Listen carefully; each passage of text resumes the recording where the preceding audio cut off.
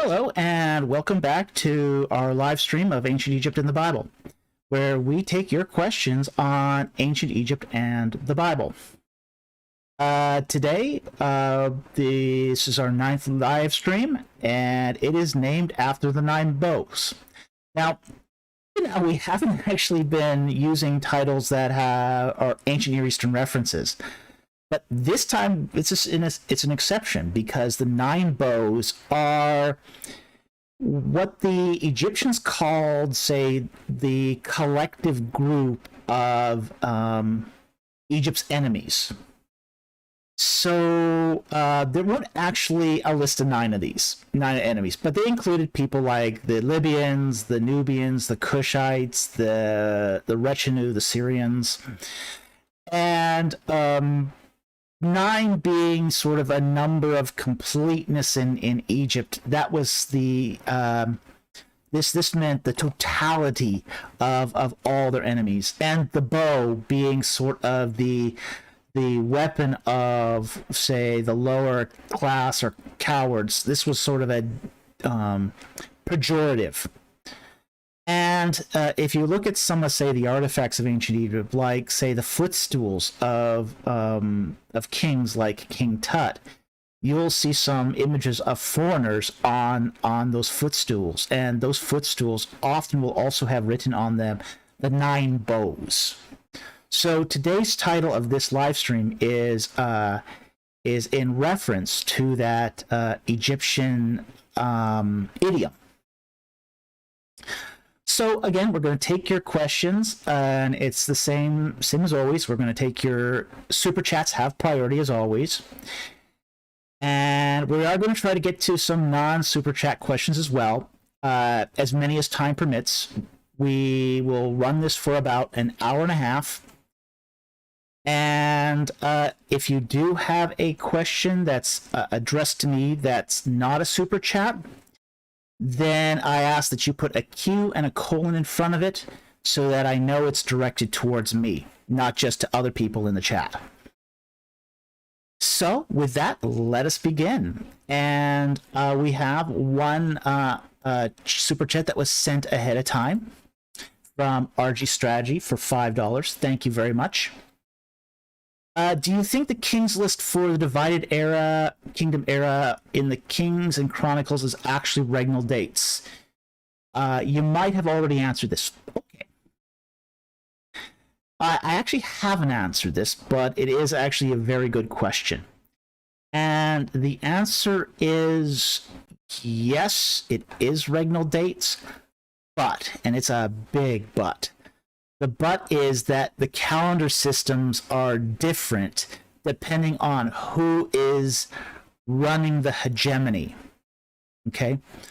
So while the Egyptians are running the hegemony, the kings of Judah and Israel will tend to use, say, Egyptian-style regnal years. So that means you have, for a king that, say, rules 2 years and 1 day, they'll count that as 3 years. And then the next king sort of picks up where the last one, takes off. Now, if the Assyrians or Babylonians are in charge or are asserting their hegemony, then they'll use Assyrian or Mesopotamian years. And those work a little different. Those work on a calendar year.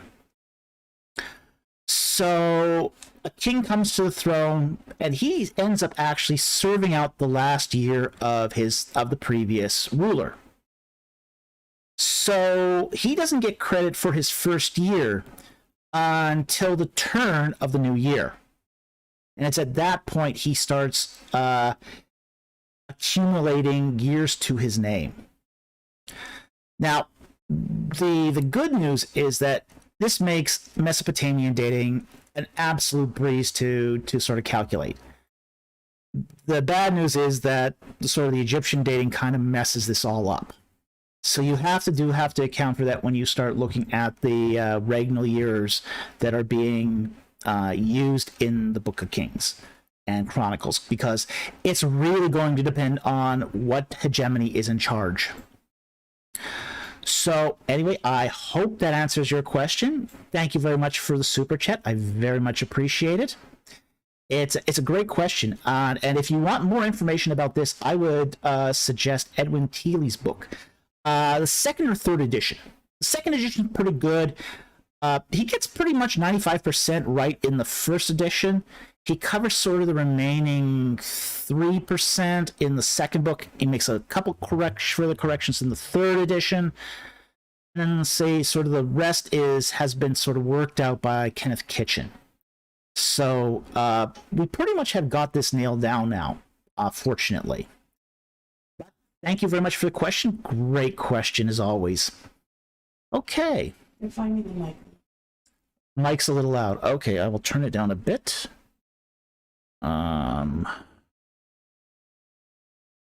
Scratchy sounding. Okay, this is my really tetchy audio device acting up. How's that? Is that any better? Is the sound better now?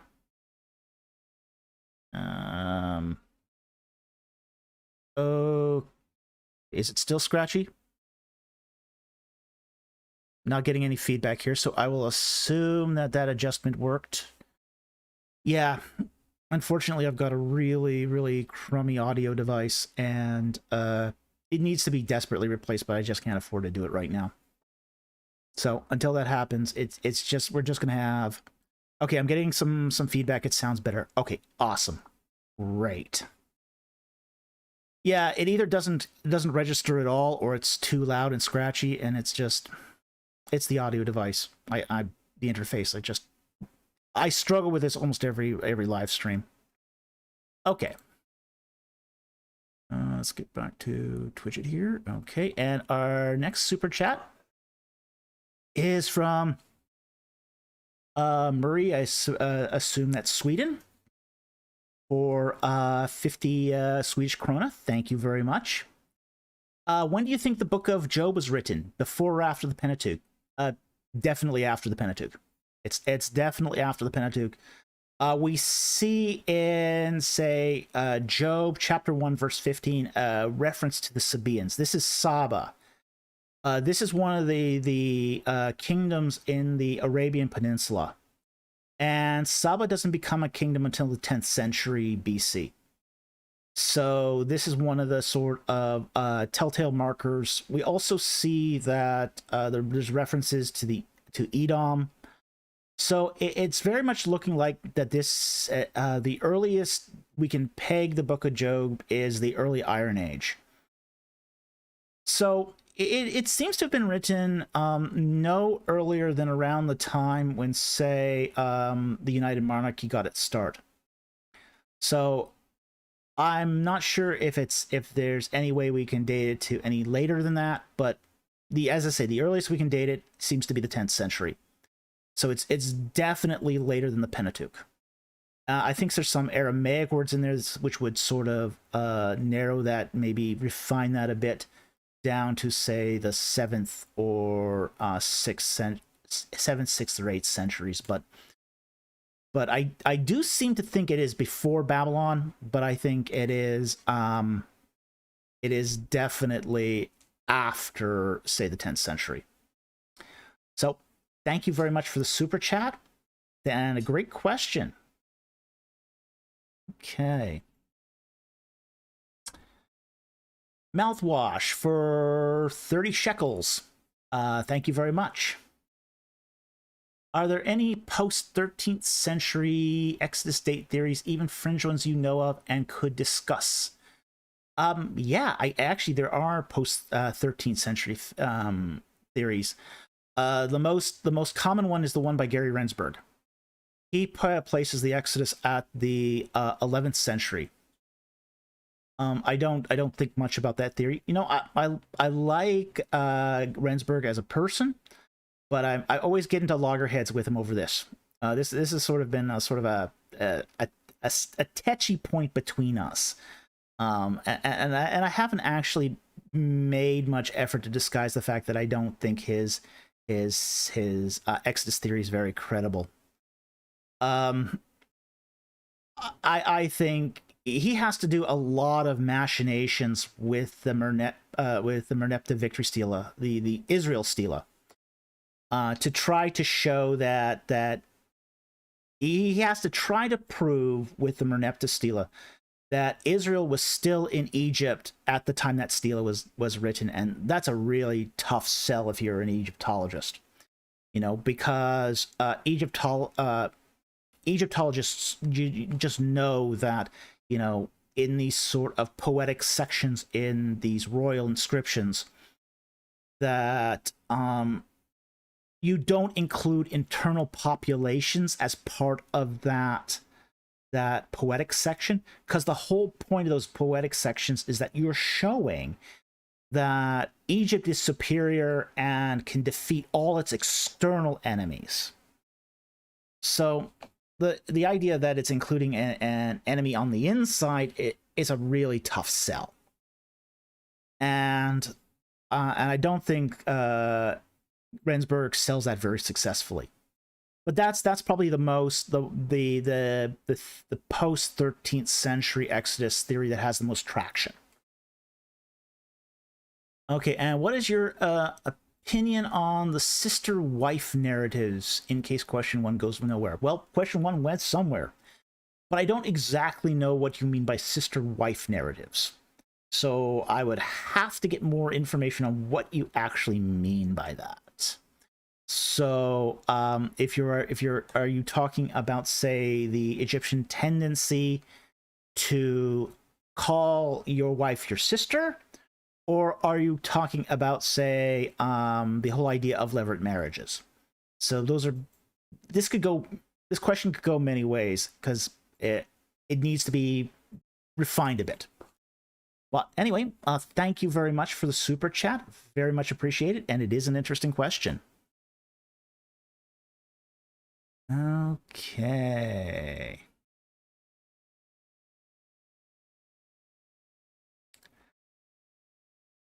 Sentinel Apologetics for Australian $5. Thank you very much. Greetings, David. Did you see the new Dune trailer? I did. The popcorn must flow. Now for my whiff of the spice melange. Thoughts on Psalm 104 and the hymn to the Aten? Yes. Okay. Psalm 104 does borrow content from the hymn to the Aten. Absolutely. I don't think there's really any reasonable doubt about that. But this is also intertextuality. You cannot have literature without intertextuality. And the Bible, as well as being a religious book, is a piece of literature. So there are sections where the Bible does borrow from other literature. We find this in the Old Testament. We find this in the New Testament. Sometimes the Bible cites its source, like Paul, will cite the philosophers he quotes from. We also, though, find that the Bible does just anonymously use other sources and then adapt them for its own religious needs. It's not promoting the ideas of those other pieces of literature, but it is sort of capturing the beauty of those other pieces of literature and repurposing them for the worship of Yahweh. So yes, absolutely, it is true that Psalm 104 does borrow pieces from the hymn to the Aten. But again, this happened all over the place, and it didn't just happen one way. We also find, say, Elephantine papyri, where we find some pagan stuff that is borrowing from the Psalms. So it's a two-way street. But great question, and I'm really looking forward to that new version of Dune. It looks awesome. I love the fact that they picked a Duncan, Idaho that was much more of a Big Brother figure, and I also like that they picked a very, very young Paul Atreides, because in the books, and I've read all the books. In the books, Paul is actually a teenager. So this is a really, the casting here looks really good. I'm very, very interested in seeing this movie when it comes out. Anyway, thank you very much for the super chat, and glad to have you on the live stream again.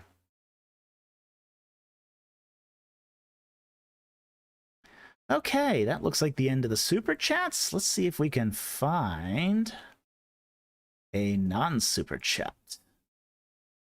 Either that or we'll just keep talking about Dune. I mean, I'm happy doing that all day too. That's fine with me.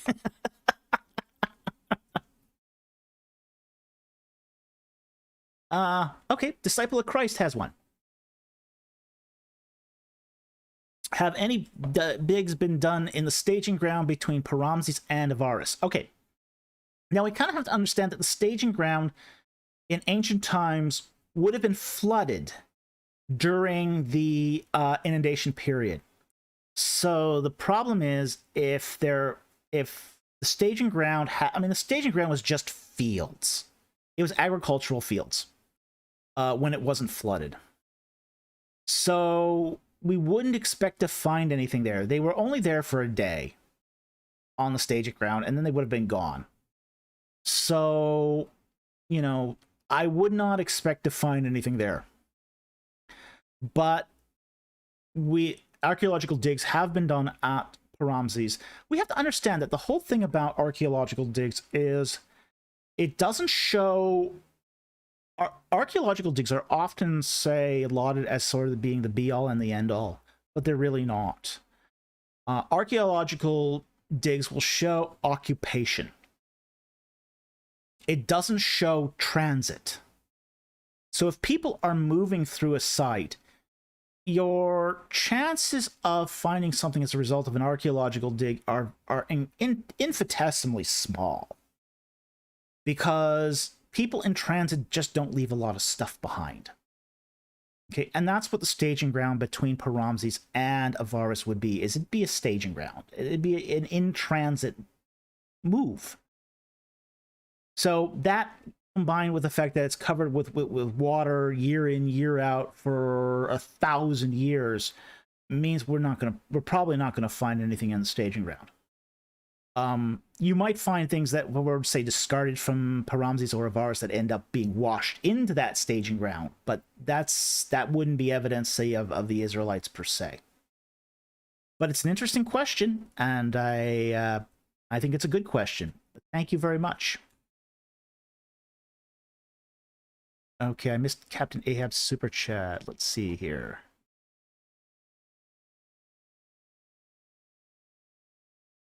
I don't see Captain Ahab's super chat. Okay, let's see if I can find it. Ooh, it did not show up on my Twidget. Okay, my wife here has pointed out that Captain Ahab's super chat did not appear up on my Twidget, so I can't put it up there. So what I am going to do is I'm just going to read it, because I have no way of actually posting it. It's not showing up on my Twidget here, so it's probably another bug in their thing. Okay, Captain Ahab, for $5, thank you very much for the super chat. Very much appreciated. Hello, Dr. Falk. What is the deal with Jephthah? I always thought he killed his daughter, but some say he only dedicated her to lifelong service. Okay, the Hebrew text says Jephthah made of her an olah. Okay.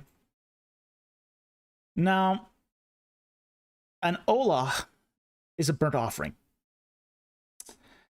If you take a pizza and you shove it in the oven and you cook it till it's nothing but a crispy critter, that's a burnt offering. That's an olah. It's burnt to a crisp.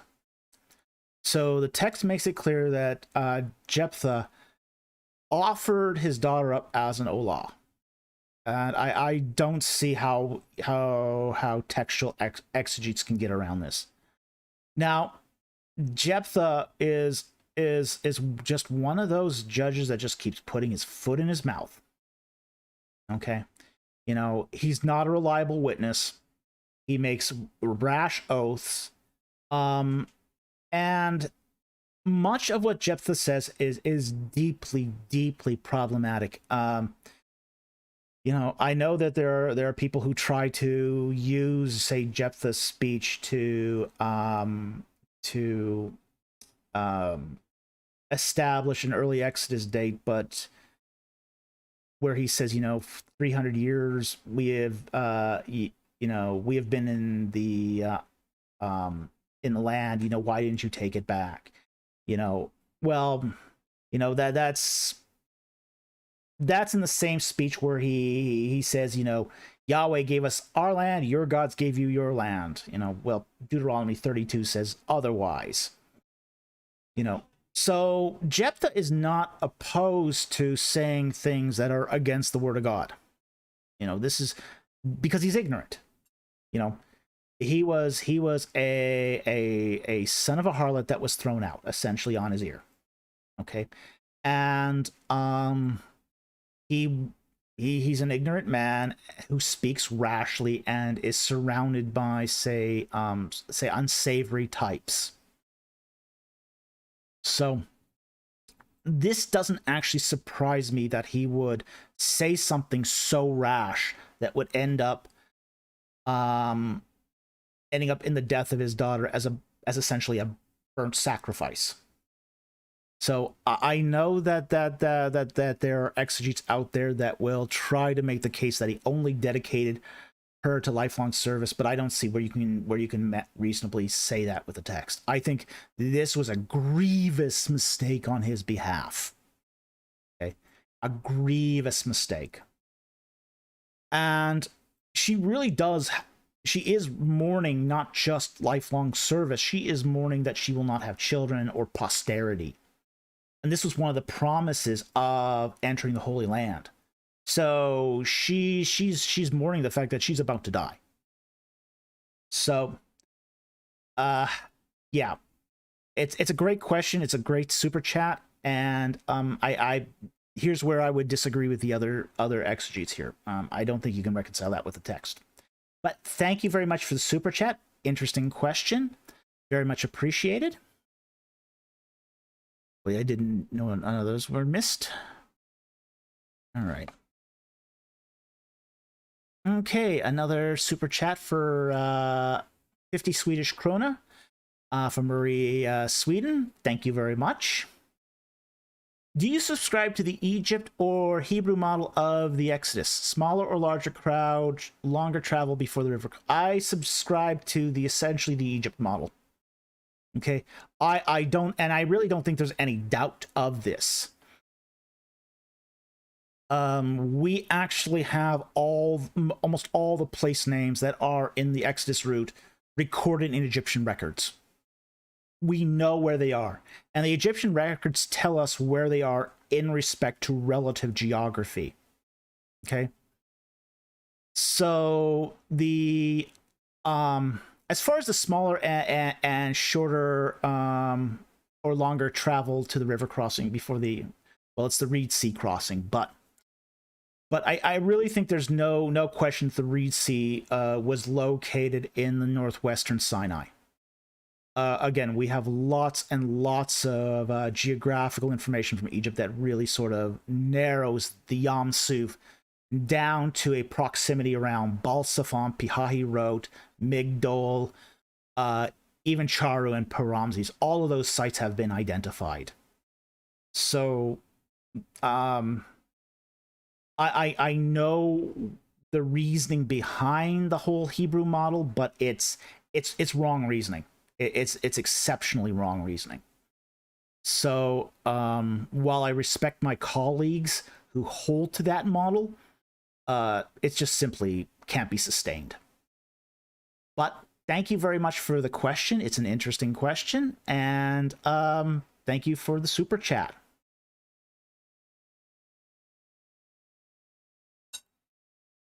Disciple of Christ for $5. Thank you very much for the super chat.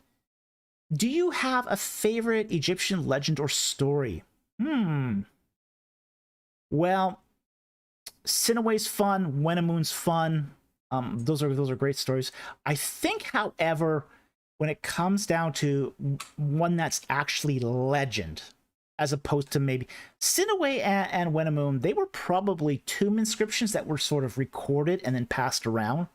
But the ones that are more, say, legendary, Papyrus Westcar has some great legends, and these are legends because they're not actually verified by, say, other pieces of evidence. Some of these talk about there's one legend where King Khufu, the guy who built the Great Pyramid of Giza, he's not exactly a heroic figure in Egyptian legend. He's kind of viewed as being this dirty old man, okay? And he's bored one day. So he gets his scribe. He says, "I'm bored." And the scribe goes, "Okay, I think I know what will entertain the king." So he I'm trying to say this without getting demonetized. He has all the king's wives packed into a boat where they're rowing in nothing but fishnet beaded dresses. No linens, just the beaded dress. And of course the king loves this. He thinks this is really entertaining as they're rowing down the river in nothing but beaded dresses. Well, one of the wives drops a lapis amulet into the river, and it goes right to the bottom. And she's absolutely distraught. And the king goes, "Well, don't worry about this. I'll get you another lapis amulet just like this." And she says, No, I want my lapis amulets." She will not be consoled by another lapis amulet. She wants that one. Well, now Khufu's got a problem.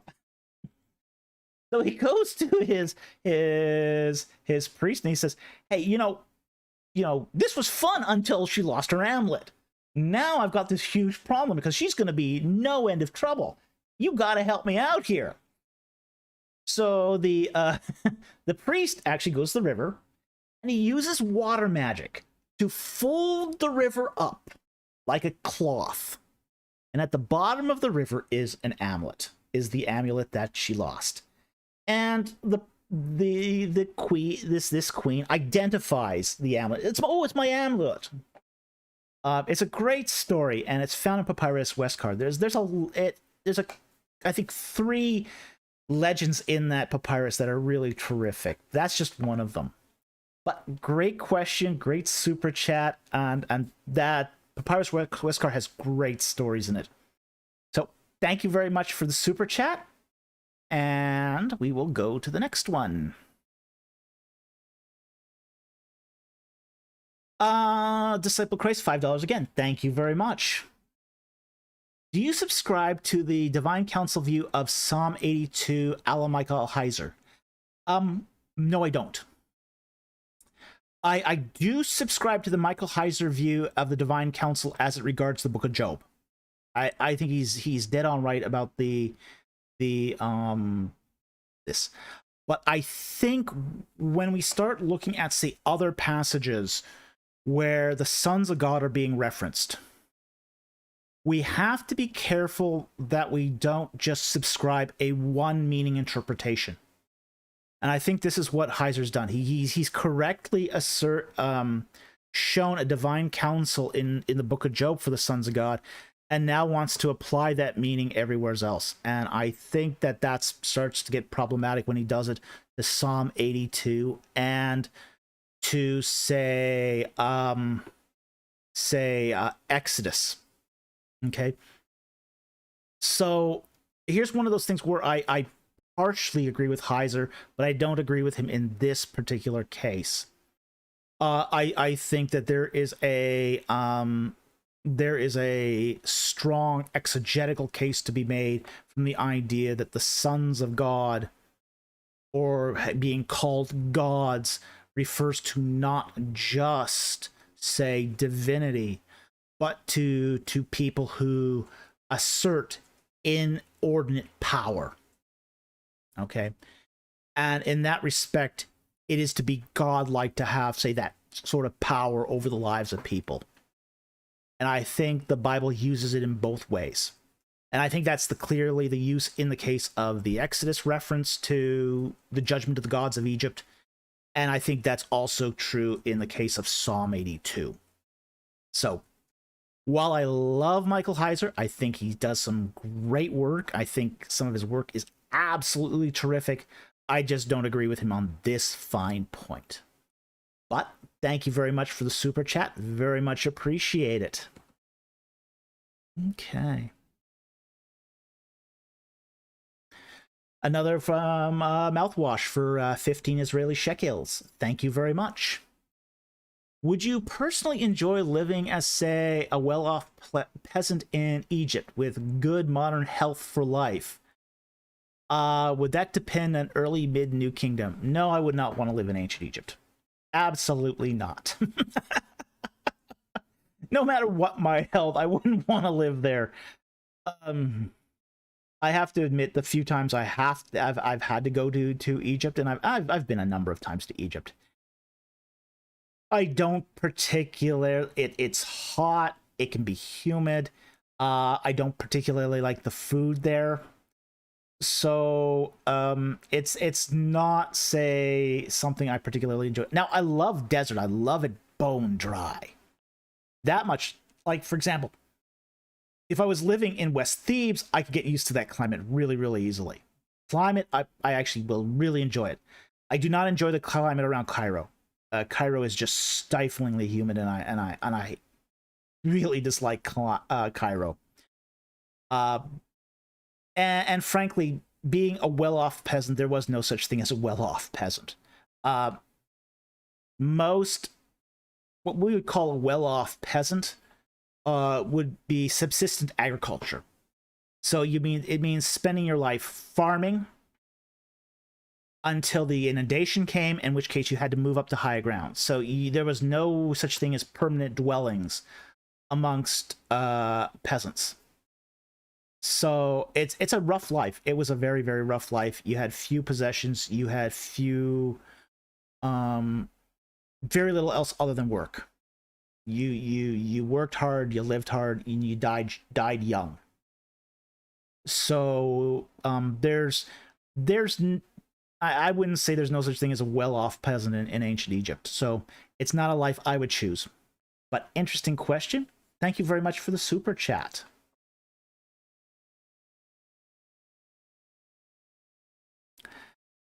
Okay, ArcGen, Australian $5.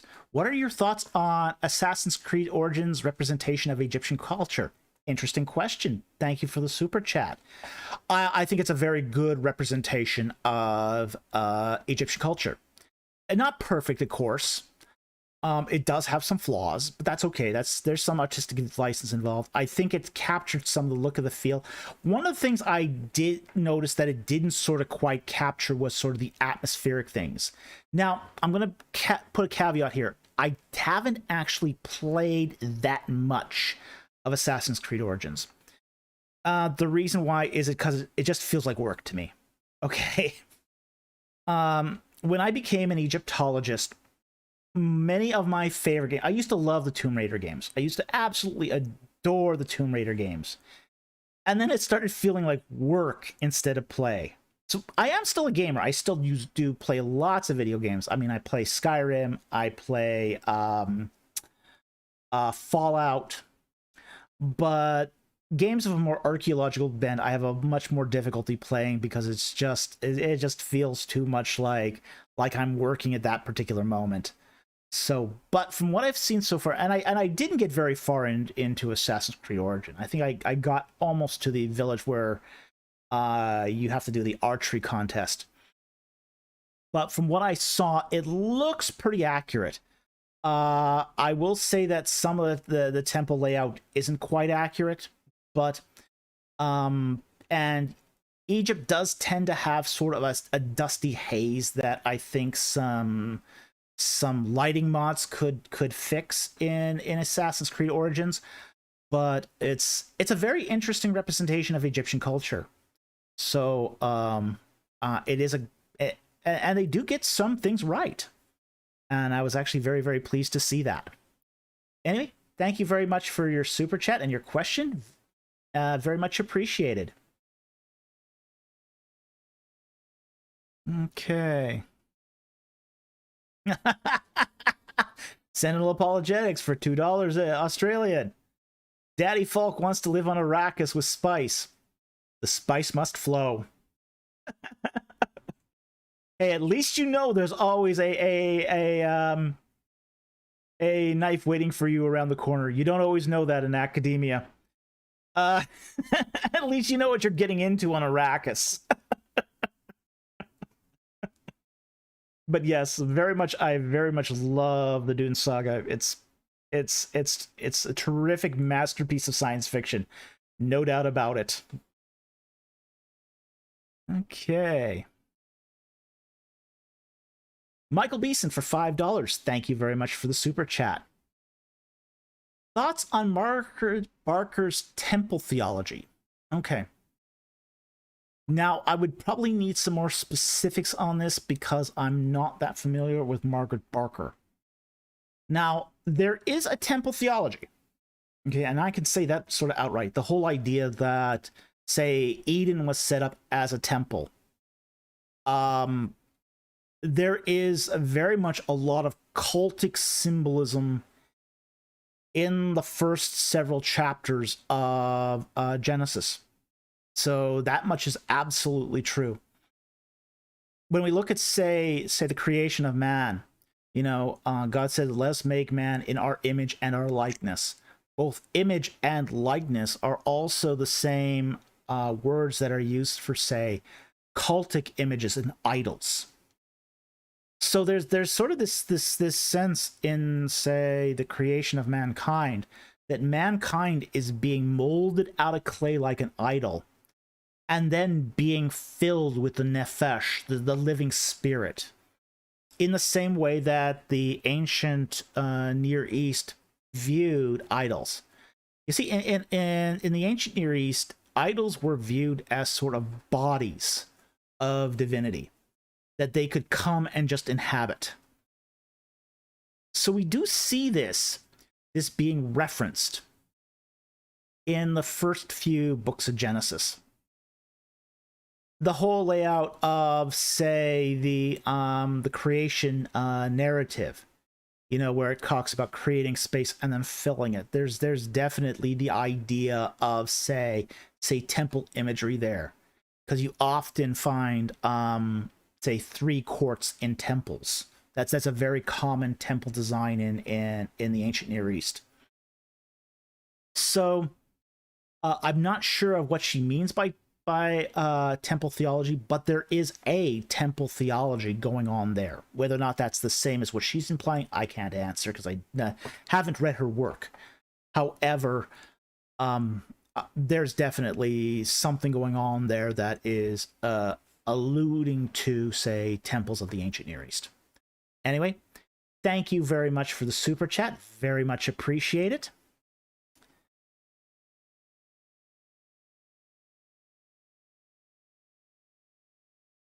Okay. Well, it looks like we're getting some disconnects here between my my Twidget and the live stream. So I'll have to see if there's an update to that software, because it is missing a few super chats. So let's see here. Sentinel Apologetics also gave a super chat for $5 Australian. Thoughts on how Moses would have interacted pre-post Exodus about Egyptian theology on the primordial gods, the Ogdoad, in the primordial waters? Wow, that's a tough question. I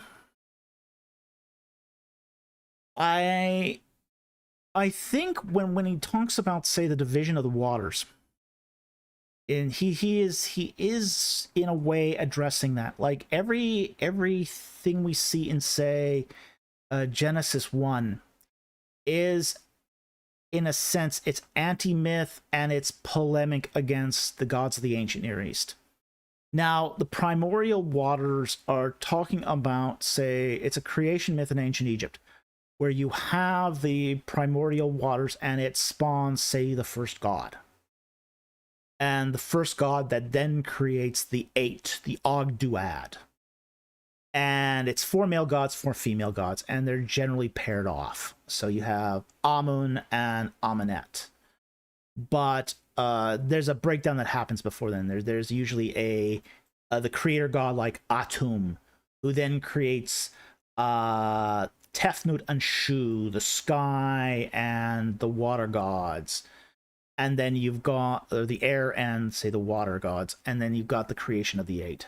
So it's this hierarchy of gods creating. And then the 8 gods create all the other gods of Egypt. It's one of many Egyptian creation myths. So Moses is not going to interact with each and every one of those myths on an individual basis. He's going to interact with them on, say, more of as a group or a class. So when God divides the waters, separating the waters above the firmament from those below the firmament, he is, in a sense, addressing those primordial waters, that God did not emerge from the waters, but he hovered over the waters. So he's not born. God is not born out of the waters. This is not theogony. You see, the myth of the Ogduad is theogony. It's trying to explain how the gods were created. Genesis is not theogony. It's cosmogony. It's trying to explain in theological and in say ancient Eastern analogical terms how the creation happened in a way that rejects, say, the theogonies of the ancient Near East. So that is what's going on in Genesis 1. So by the Spirit of God hovering over the waters, it shows the Spirit of God is outside the waters, bigger than waters, greater than the waters. So in that respect, he is engaging the myth of the Ogduad, but he's just not doing it directly. Anyway, it's a great super chat, and it's regrettable that it didn't post on my Twidget feed. So what I'm actually going to try to do here is I'm actually going to try to stop it and restart it. Maybe that will fix things, because that's the second time now that it's done this. Let's see if it will reload it now. Okay. Loading. We get that back. Yep. Just seeing if it. Okay, that reloaded it. So that we got to work around fix in case we miss things in the future. So that's good. Okay. Okay. Another super chat from ArcGen for $2 Australian. Thank you very much. Falk Digital Hammurabi Exodus discussion possible? Well, I've always said that I'm open to this.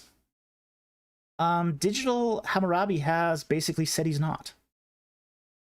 You know, it was very interesting when I had done the review of IP's Exodus Rediscovered. Digital Hammurabi was all ready to had lined up Egyptologists and guests to go after Michael on this one. Well, as soon as Michael retracted his video and I came on the scene, Digital Hammurabi wasn't so anxious to have a discussion anymore. And people have raised this with Digital Hammurabi. And Digital Hammurabi's response was, well, you know, Falk's views are too fringe. We don't talk about fringe views like Falk's. It's like, oh yeah, biblical maximalism is fringe. Yeah, I don't think so.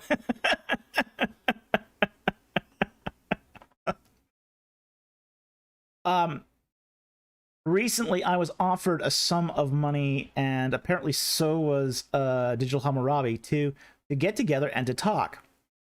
I accepted. It does not appear that Digital Hammurabi did. So he does not want to talk. He does not want to talk at all. So as I say, while I'm always open to have a civil conversation with just about anyone. I mean, I'm very, if I can have a civil conversation with somebody, I am open to doing it. Okay. So I'm not opposed in any way to talking with somebody who wants to have a civil conversation. I'm not a debater. I don't debate people, but I do have discussions and I do have conversations. So I'm more than happy to have a conversation with him anytime he wants. He just doesn't want it. But thank you very much for the super chat. Very much appreciate it.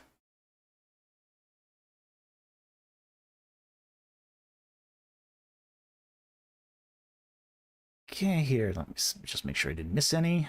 Okay. All right, another super chat from Mouthwash. Thank you very much for 30 Israeli shekels.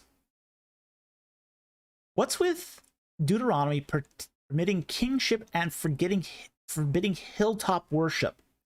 I had thought it was seen as the main vassal contract and revised when the Israelites wanted the covenant altered. I'm not quite sure what the question is here. Okay, I can explain a bit about the first one. Okay, Deuteronomy permits kingship. It advises against it, but it permits it. It says when you select for yourself a king. It's not an endorsement of kingship. But Deuteronomy is wise enough to, the writer of Deuteronomy, presumably Moses, is wise enough to know what kings are like. You know, they are not to amass much gold or horses or wives. Of course, the kings of Israel do exactly that. You know, they amass much gold, many horses, and large stables of wives. So they don't follow the advice of Deuteronomy here. Okay, but it does permit it. And with that said, now the difference between that and forbidding hilltop worship, and this is the high places. Now, the high places are not, what's going on in the high places is something very different than say altars to Baal or idol worship. Okay, what you have on hilltop worship, it's what's called aberrant Yahwism. Okay, the high places are not altars to pagan deities. They're altars to Yahweh, but they're not official altars. They're unprescribed altars. Now, the one thing about Yahweh worship that Yahweh is very, very specific about is that if you're going to worship Yahweh, you've got to do it the way Yahweh prescribes. He's very, very particular about how worship is done. The high places are sort of a freewheeling, do-as-you-choose kind of way of worshiping Yahweh. And that's why they were verboten.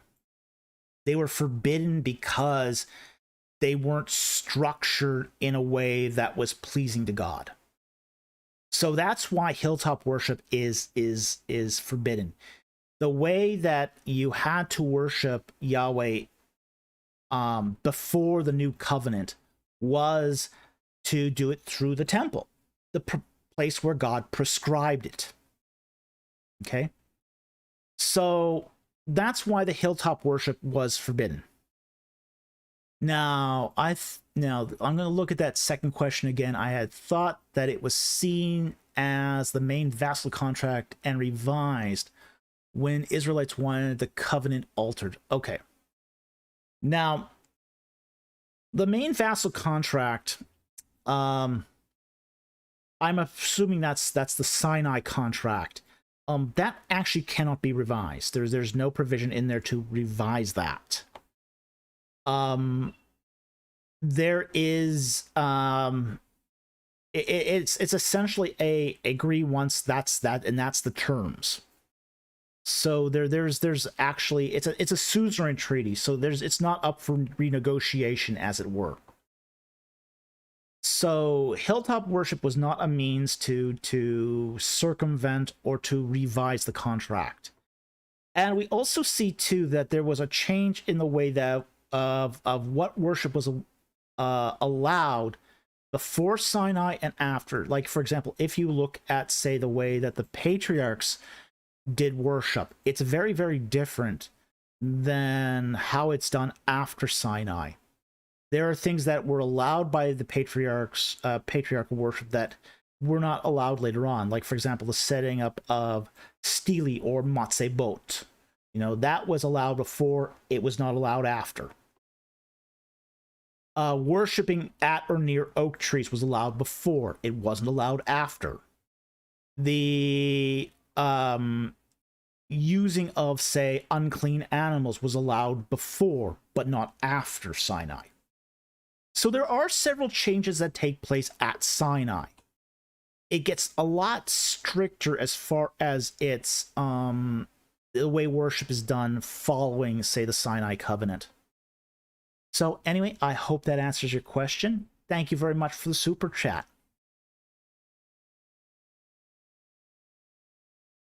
Okay, Carlo, thank you for the super chat for $2. What script would have Moses written in? Okay, you're referring to the written script. It would have been an alphabetic script, probably a kind of Paleo-Hebrew. Now, we now know that alphabetic scripts go back to at least the early Bronze Age. So knowing that, almost any Canaanite or early Semitic language could have now used that alphabetic script. So with the discovery at El Mara in Syria, this just blows open the possibility that any Semitic language could have used an alphabetic script. So it's very, very likely that Moses would have written in an alphabetic script. And we do find alphabetic scripts in Egypt that date as far back as the Middle Kingdom. So knowing that, it's very plausible that Moses would have written in one of those alphabetic scripts. So it's a great question. Thank you very much for the super chat, and I hope that answers your question.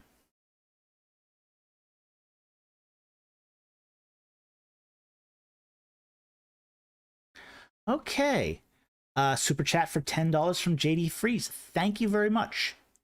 Regarding Psalm 82, I'm wondering if the psalmist is using the image of God judging divine counsel as a metaphorical lens to call out human judges. It's possible. It's possible here that it could have multiple meanings. Yes, could be possible marriage of interpretations. Yeah, absolutely. That's always a possibility that there's multiple interpretations here, that one could be an allusion to the other. So the sons of God, you know, I mean, I think it's very, very clear that strictly speaking, Psalm 82 is about human judges, but it could also be a reference in a indirect way to the divine counsel. That's definitely possible. And I wouldn't want to exclude that possibility. So that could be that is definitely plausible.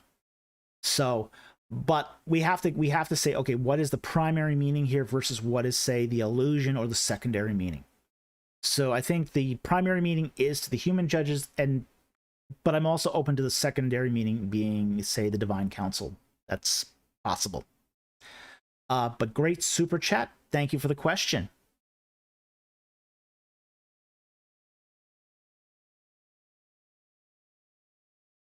Darth Knight for €5. Thank you very much for the super chat. Thoughts on Heiser's view on the Ha-Satan in the book of Job not being the devil, but is a spiritual being who serves God as a judiciary. God bless.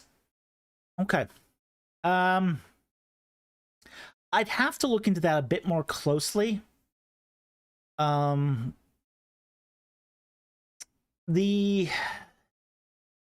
problem I have here is that the idea that, say, Ha-Satan, the accuser, he's the accuser, is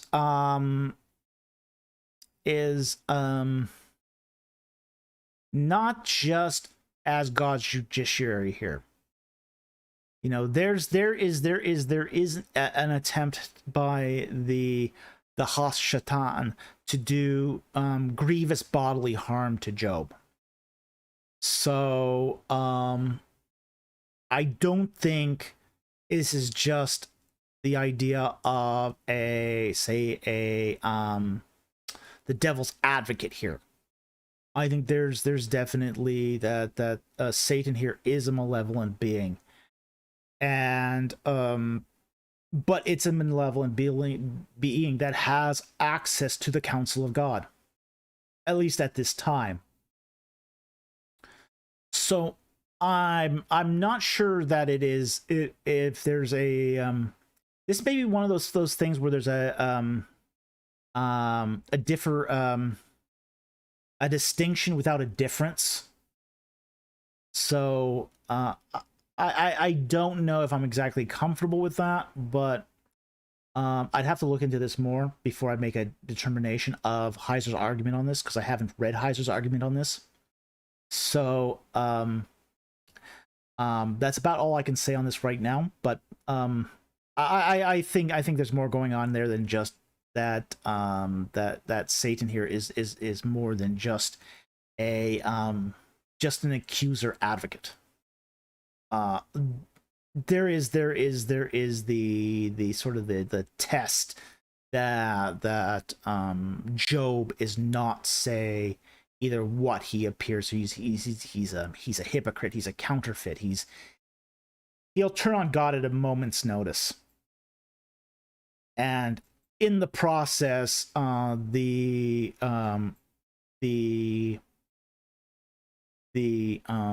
divine being here does want to inflict great harm upon Job, which, if he's wrong, is a huge injustice to Job. So, yeah, I don't think it's I think there's more going on here than just, say, a judiciary aspect. Thank you very much for the super chat. Very much appreciate it.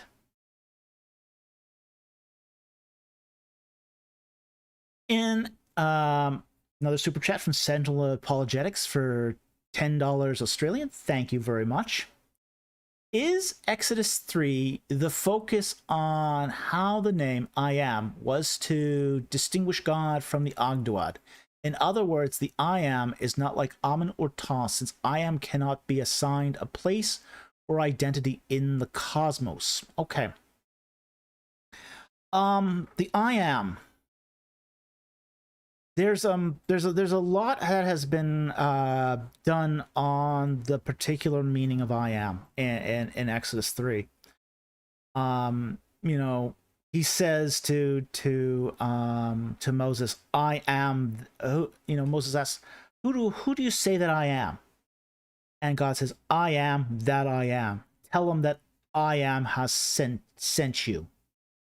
And it takes on a very peculiar construction of the verb to be, which you don't normally find in Hebrew, but you find it in Akkadian.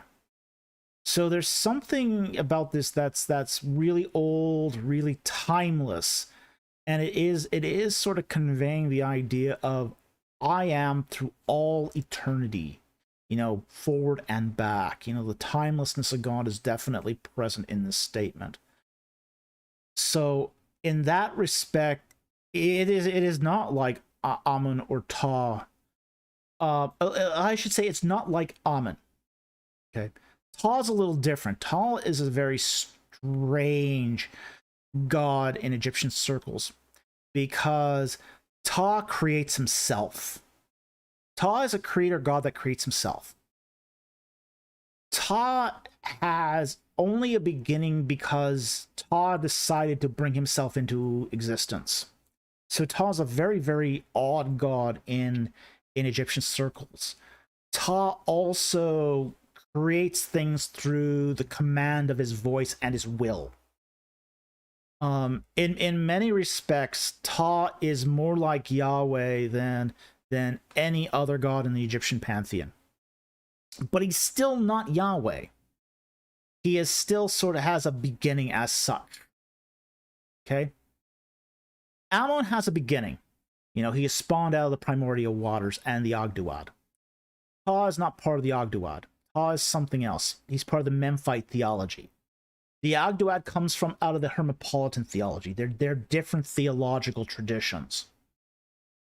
So, I am is the Yahweh, the Achi, is outside. He's transcendent. He's outside of creation, which is why Yikiki doesn't have a place in the cosmos. Is because when God creates, he creates from outside. Okay, so it's that transcendent aspect of the I am that's very, very different than any other god of ancient Egypt. There is no god in ancient Egypt that's transcendent. Every god lives in the creation he creates. Whereas the God of the Bible, Yahweh, is a God that is sort of always outside of his creation. He's transcendent from it, even though he is intimately involved with it. It's a very interesting question. Thank you very much for your super chat. Okay. Michael Beeson for $5. Thank you very much for the super chat. What was the unholy thing? I see something employed by Nadab and Abihu, and why wasn't mourning allowed? Ooh, good question. Two things. Okay, Nadab and Abihu were the sons of Aaron, and they messed up big time. Which is why mourning wasn't allowed except for the direct family. God was sending a message with this one. They do two things that are wrong. Okay? The first, and like a lot of things we see where there's summary judgment by God, it's not just one offense. It's usually two offenses or more. So what you have in the case of Nadab and Abihu is the first thing they do is they remove the poles from the Ark of the Covenant. So after the Ark of the Covenant is set up in the tabernacle, they remove the poles and put them elsewhere. And you're not supposed to do that. The poles are never supposed to be taken out of the pole rings. Okay? So that was the first thing they did that was a no-no. The other thing they did was they used strange fire. And that was sort of the straw that broke the camel's back. Now, we don't exactly know what strange fire is other than it came from somewhere else. You know, either they burnt some incense that wasn't holy, or it wasn't ritually pure, or they used a Bic lighter. Either way, you know, it wasn't from the prescribed method of creating fire in the tabernacle ritual. So because they used strange fire, that was the sort of the turning point that invoked the summary judgment. The reason why mourning wasn't allowed was to send a message to the other priests, basically saying, if you're going to serve God, you got to be serious about this. You know how to do this. You've been told how to do this properly. Do it in the prescribed way, or bad things will happen. Okay? So it was to send a message to the other priests saying, this is serious. Don't take this lightly. Because if you take your duties as a priest lightly, you could end up dead on the deck. Okay? So that's why mourning wasn't allowed, and That's what was unholy about what they did. But thank you very much for the super chat. Very much appreciated. Let's see, next super chat. And let me see, make sure I'm not missing anything here. Okay, so far so good. Okay, mouthwash again for another 15 shekels. Thank you very much. You're on a roll. Regarding earlier question, not that the laws were changed, but added. Okay, so say the older D never mentioned kingship, and maybe Samuel added those stipulations. Okay, now I think the evidence for that would be pretty thin. Okay, now when you look at say Deuteronomy, Deuteronomy prefixes a lot of its texts that these are the words that Moses spoke. So there doesn't seem to be any room for later additions for maybe kingship or specific things. They do seem to be that, and I'm not discounting the fact that there might have been some editing going on. There could have been editing, or at least sources that were pasted together with say editorial abridgments. Okay, but I am saying I don't think that there are laws that are added later on.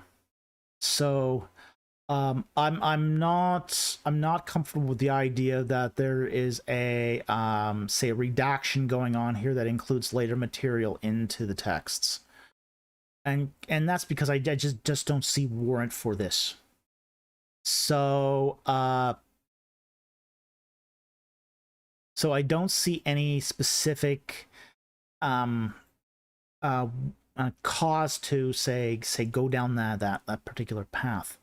But I do appreciate the clarification of your question, and I do appreciate the super chat. Thank you very much.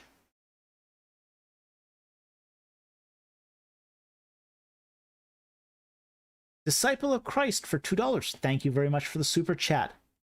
What is the story of the god Kek, and why is he a frog?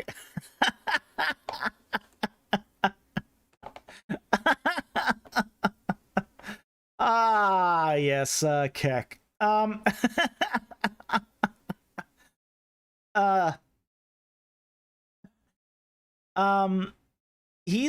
don't know why he's a frog, other than that there were lots of frogs in Egypt. And it's a really good question as to why did the Egyptians choose some animals to represent certain gods and some represent others. Presumably there is something about the frog that reminded them of magic, whatever the case. It's hard to know, and I think it just may have been that transformation from a tadpole to a frog, and suddenly you have a bunch of frogs instantly appear for no reason at all. You know, not being that strong in the biological sciences, the ancient Egyptians may have construed the appearance of frogs as being evidence of magic. So we don't know exactly why he was represented as a frog, but he is represented as a frog, and he's the god of magic. And all sorts of magical spells are done using incantations to Kek or Heket, or however you want to pronounce that particular god. But yes, he is a frog, and you do find these little Egyptian gold frogs occasionally in Egypt that do represent magic. So it's a very interesting little thing. But you do see this. It's very interesting. Thank you very much for the super chat. Very much appreciated. Okay, Ryan Naylor, super chat for $5. Thank you very much. Thoughts on Sennacherib's invasion of Judah? Josette LA says it's unlikely 200,000 soldiers died since he campaigned the following year. No, he didn't campaign the following year. He was dead the following year. Okay? He was quite dead the following year. We know this from the prisms. the historical prisms that were found in Assyria. Essentially, he gets back to his palace, and he's knocked off by his two sons. His two sons assassinate him 6 months later. He does not campaign the next year. You know, he's done. You know, he's 6 feet under at that point. His two sons assassinate him, and then hightail it out of the country. And I believe it's Esarhaddon that takes over after him. But no, he doesn't live to see another year. So, yeah, it's very difficult to campaign if you're dead. So I don't think Josette Alay is correct here. So now, whether or not 200,000 soldiers died is a whole nother question. There's a very interesting hypothesis that was just that came up this week about this particular episode too. Is somehow a writer has recently suggested that this might have been a sneak attack by Taharqa. That Taharqa moved his army up from Egypt to engage Sennacherib's army, and that they basically, Taharqa, you know, slaughtered them on the field around Jerusalem and then pursued the army. So there's also some idea that potentially that he got out of town before Taharqa got there. So it's a very interesting hypothesis. It's hard to prove one way or the other. It's a lack of evidence to say, you know, it was Taharqa that scared off Sennacherib. However, there's more going on here than the texts immediately tell us too. So, whether or not it was 200,000 soldiers, well, maybe the numbers are inflated, or there's a Hebrew accounting of numbers we don't understand. That's possible. But it's not because he campaigned the following year. That much we know. But thank you very much for the super chat. Very much appreciated.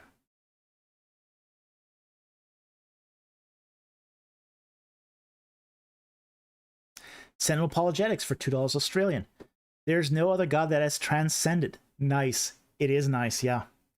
Because the one thing about transcendent deity is if you've got a henotheism or a pantheism, pantheism collapses into monotheism once your divinity is transcendent. Likewise, if you've got an immanent deity in a monotheism, that in turn reverts back to pantheism. So in order to have monotheism, you also need transcendence. It's almost inescapable. Now, I know that there are some theologians that try to make the case for the omnipresence of God, which classical Christian theologians have rejected because of this problem. If you have omnipresence, you invariably get the problem of monism or pantheism. So transcendence is almost definitionally necessary for there to be monotheism. So yeah, it is very nice. Thank you very much for the super chat, Robert.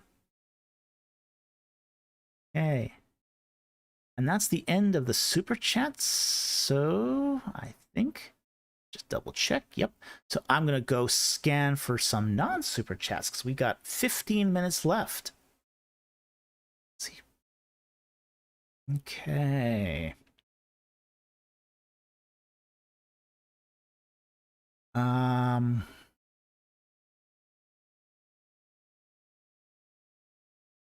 Take this one here from Brian Peachy. Question: is Babel related to Babylon?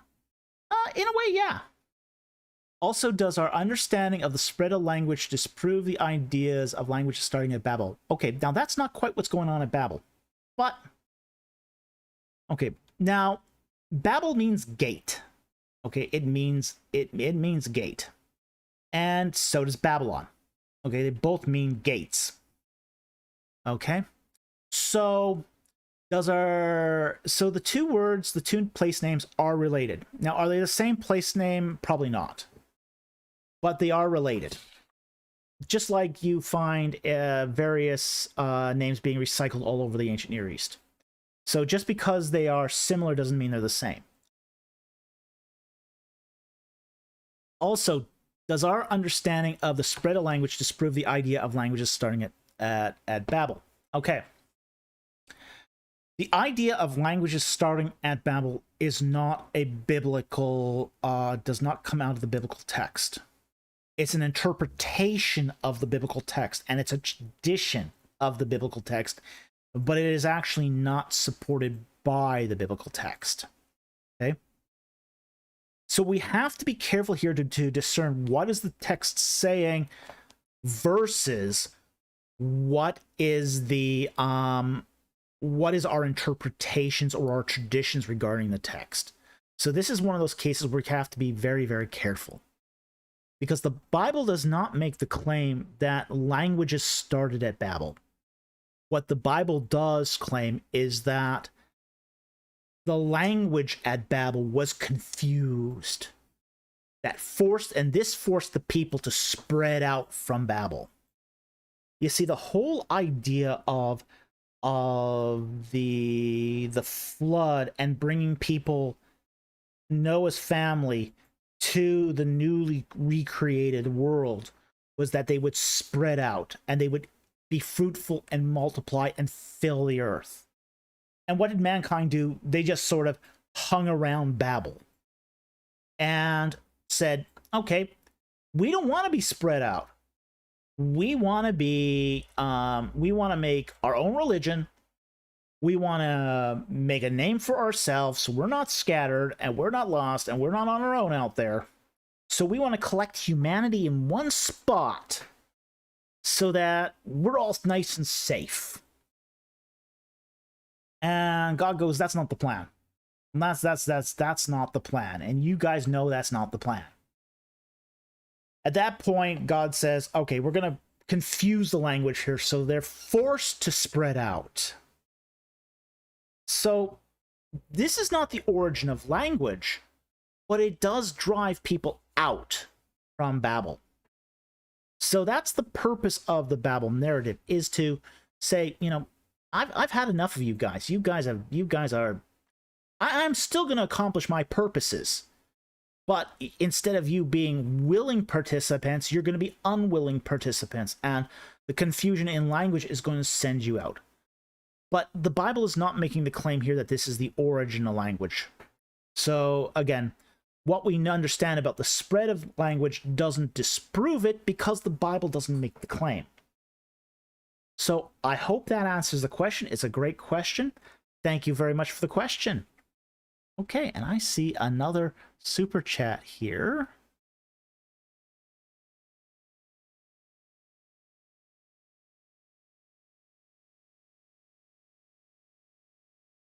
By King in the North for $10. Now, King in the North, I got your little message earlier in the day. That was a dirty trick you played about unsubscribing.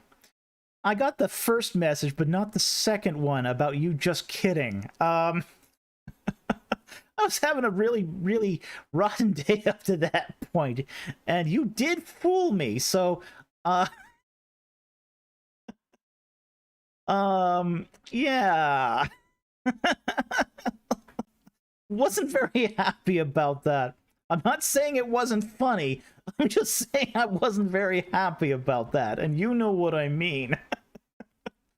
Okay, but I do thank you for the super chat.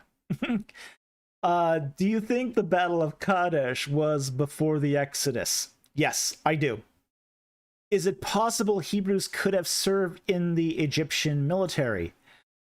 They did have mercenaries. They did have foreign units in the military. We do know that Nubians served in the military.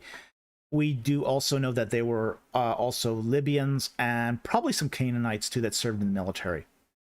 There seems to be evidence of military training in the biblical account. Yes, there does. It is possible that some Levantine Asiatics did serve in Ramses' military. That is possible. Do we have any proof of it? No, we don't. But it is possible. It is, there were slaves that did serve in the military, and the ones that did serve in the, say, foreign legions were slaves. So that was definitely possible. And the Battle of Kadesh occurs in the 5th regnal year of Ramses II, whereas the Exodus occurs in around the 25th year. So about 20 years later. So that's what was going on there. So the Battle of Kadesh happens much, much earlier than, say, the Exodus. So anyway, great question. Thank you for the super chat. Very much appreciated.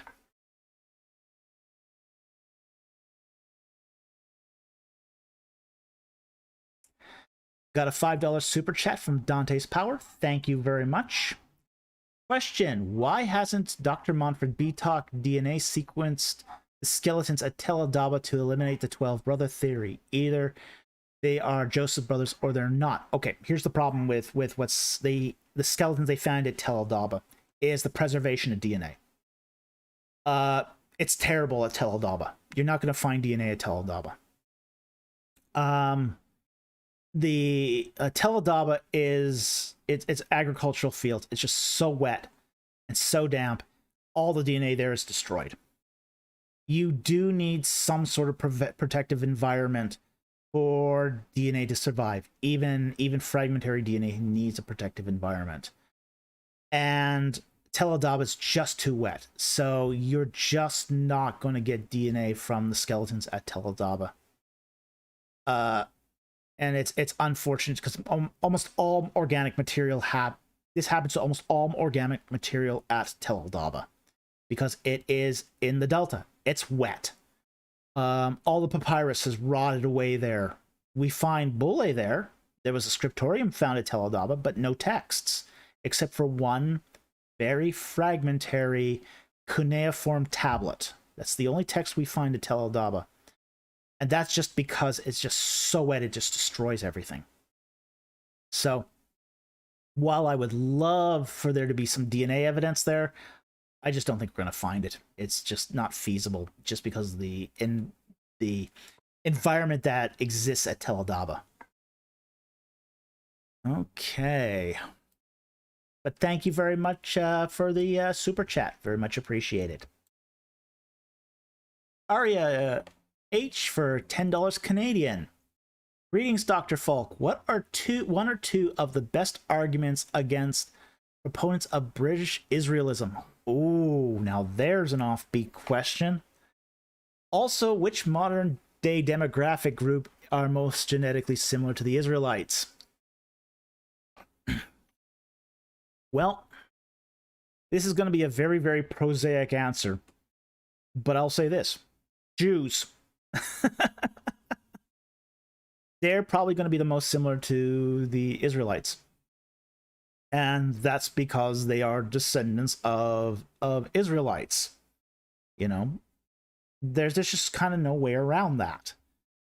Yes, they have managed to maintain that culture, and they did interbreed with a lot of other groups.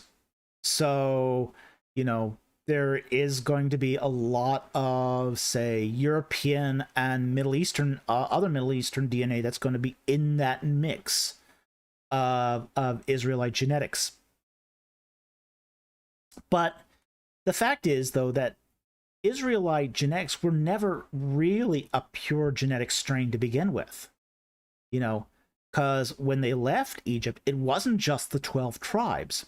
It was a mixed multitude. There were many nations that went with the Israelites. You had Egyptians, you had Nubians, you had Cushites, you had Libyans, you had Magi, you had Levantine Semites, you had Amorites. You probably even had some Hurrians and Hittites in the mix. You had this just great big melting pot of people in the Exodus. So it was never really a pure genetic strain to begin with. So it's almost a misleading question, because we don't have a lot of genetic mix here that we can say is pure. It's not a pure blood situation to begin with. So the one or two best arguments against proponents of British Israelitism. Well, the fact is the whole argument rests upon the whole idea that the Hebrew Berit Ish, covenant of men, is slurred, and it's sort of taken to be proof of British Israelitism, that the British nation were the descendants of Israel, and frankly, there's no evidence for any of this. It's basically a argument that was perpetuated by Freemasonry. There's not a shred of evidence to support it.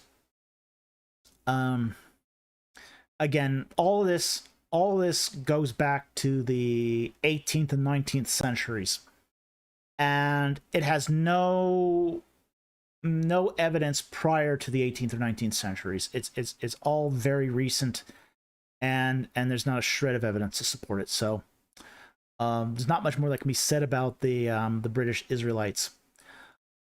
Fortunately, it has mostly fallen out of favor, especially after they dug up the Irish site of Tara looking for the Ark of the Covenant, and that fiasco.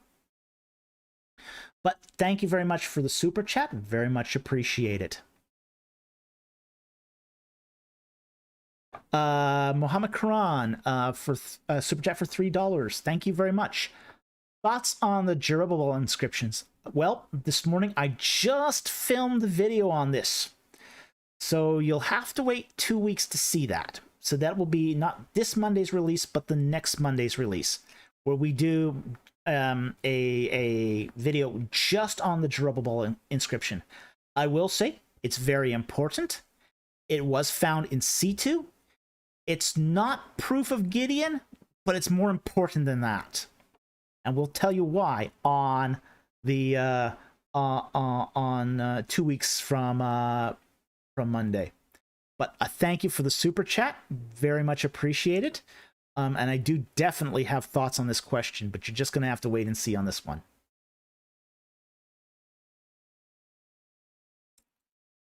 Okay, Dante's Powers again for $5. Thank you very much for the super chat. Was Khufu the writer of the Book of Job? No, he wasn't. Khufu was about 1,300 years prior to Job, at least. Very, very, at the very minimum, 1,300, if not more, before Job. So he was not the writer of the Book of Job. He was a foreigner and a shepherd who wrote sacred books. See Manetho Herodotus in my previous comment. Okay. Khufu was not a foreigner or a shepherd. Khufu, if you take Egyptian comments, you know, he was really Khufu was really a dastardly figure. He nearly bankrupted the country with the building of the Great Pyramid. He was considered a dirty old man. He probably married one of his daughters. You know, he was not a nice guy. And he was certainly no scholar or philosopher. And I don't take Herodotus and Manetho at face value. Manetho more so, but most of the time, most people quote Manetho, Josephus versions of Manetho, which are highly altered. So, I'm very, very, I have a jaundiced eye towards writers of the Hellenistic period that try to do ancient history. There's a lot of problems with how they did ancient history. And, you know, Josephus, Herodotus, and Plutarch are three Hellenistic historians that are on my hate list, just because they've led me astray so many times. So, and I'll qualify that too. I mean, I'll say that Josephus is an invaluable resource for the events around his time, for the Jewish revolt, for the life and time of Christ. Josephus is an invaluable witness. When Josephus starts venturing into, say, the Exodus, he is almost as unreliable as being worthless. So I don't have a great respect for Josephus when it comes to those ancient matters. The ones that are contemporary to his time, life and times, great stuff. So I've qualified that, but I have some very issues with the Hellenistic historians. But thank you very much for the super chat. Very much appreciated. Okay, it is 5:30 now. We are going to wrap this up. I'm going to see if I can take a very, very quick non-super chat, if I can find one here quickly. Let's see here. I see you. Let's see here. Okay, I'm going to take Justin Halls here. What's the differences and similarities between the Code of Hammurabi and Torah? Okay. Code of Hammurabi talks a lot about if something, then this. It's a very much sort of situational kind of law. Now, the Torah has some similarities in structure, but it's not exactly like the Torah. Now, where we do see the Code of Hammurabi quoted and really sort of play out is in the interactions between Abraham and his family. Abraham is really, really using the Code of Hammurabi and other law codes of Mesopotamia when he deals with his family. So we see it very, very clearly there. You see it less so in the Torah. Now, there's undoubtedly going to be some influence between Mesopotamian law codes and the Torah. But it's, say, the Sinai Code. But it's going to be, it's less distinct, it's less pronounced, it's less overt. The structure there's some similarities in structure. It's the specifics where you start seeing very much differences. And it's the fine details where the sort of the rubber meets the road on this. But thank you very much for the question. And I did see a super chat.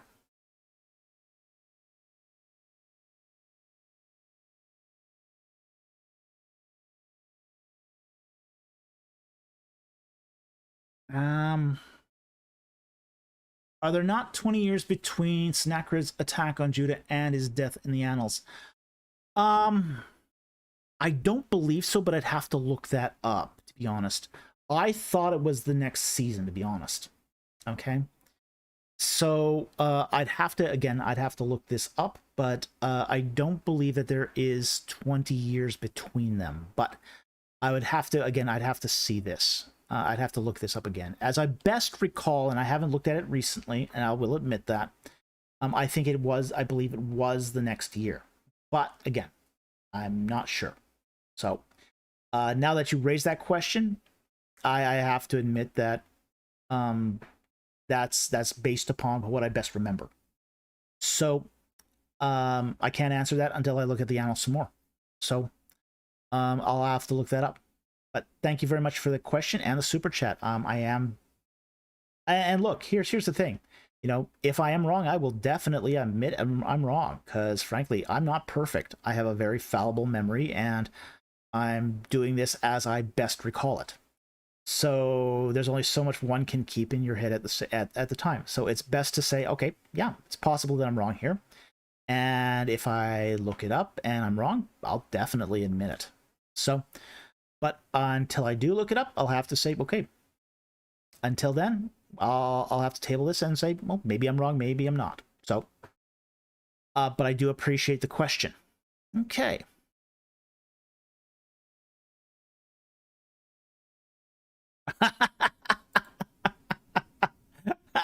Sentinel Apologetics, make a popcorn review of Lynch's 1984 Dune.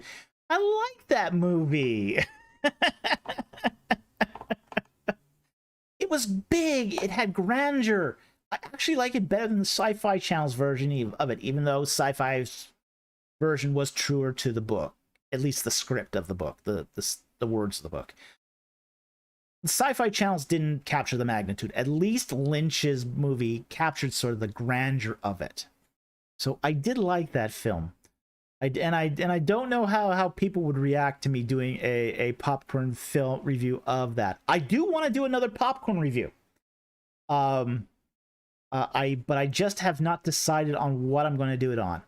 I'm a little reticent at the moment to do it on anything about Digital Hammurabi, so I'm still actually looking for suggestions for a popcorn review.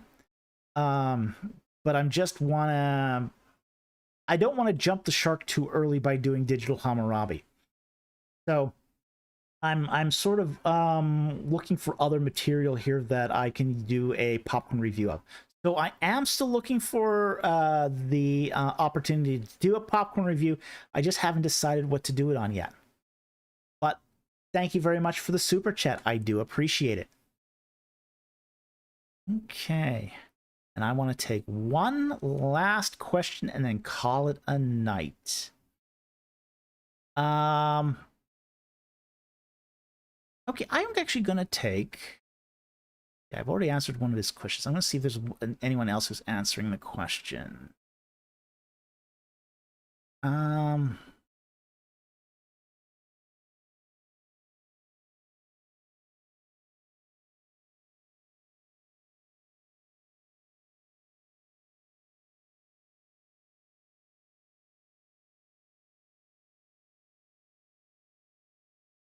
I'm going to go to the end here because I saw a couple ones at the end here. So, okay.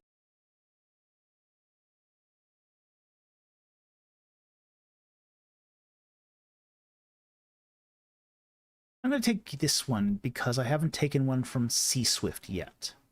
This will probably be the last question unless someone slips in a last-minute super chat. Okay, C-Swift. Question. I have been hearing across the web that the Old Testament has hidden polytheism in it, and it later evolved into monotheism. Does this argument have a strong foundation? No. That's the simple answer. The nuanced answer is more complicated. There's nothing hidden about the polytheism in the Old Testament. There's nothing hidden about it at all. Polytheism was everywhere in the Old Testament. Now, the Old Testament writers were monotheists, okay? They were combating polytheism and on every quarter. The one thing we know about the ancient Israelites was that prior to the Babylonian exile, that your typical Israelite was a polytheist. And there's nothing hidden about that. Over and over and over and over again in the Old Testament, the prophets rail about the polytheism and the idolatry of the Israelites. So there's absolutely nothing hidden about this. As far as it later evolving into monotheism, I wouldn't call it an evolution. I'd call it more of a revolution. Essentially, what happens is they get exiled to Babylon, and in Babylon, the Israelites are once again subjected to living in a polytheistic state, where polytheism is the norm. And they go, oh my gosh, this is still bad. You know, hey, maybe what we did when we were living in Israel wasn't good. Maybe we should actually be monotheists instead of polytheists. So I don't think there's anything really going on in the Bible that's hidden about polytheism. It's really overt.